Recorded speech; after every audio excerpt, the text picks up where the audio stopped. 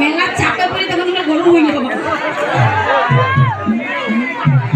আমি চাকরি করব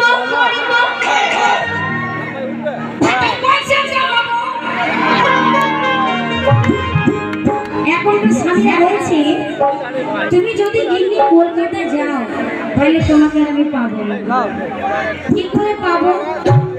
কলকাতায় এখন যা চলছে আমি আর কিছু বলতে পারবো না। বলছে গিন্নি তুমি যে কলকাতায় যাও তা করবো ওই যে হলো না কলেজ আর জি কলেজে হলো না গিন্নি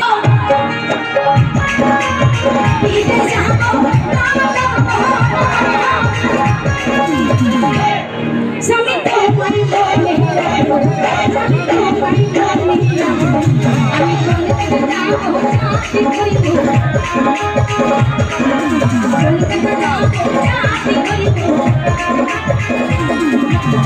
সোনা সামনে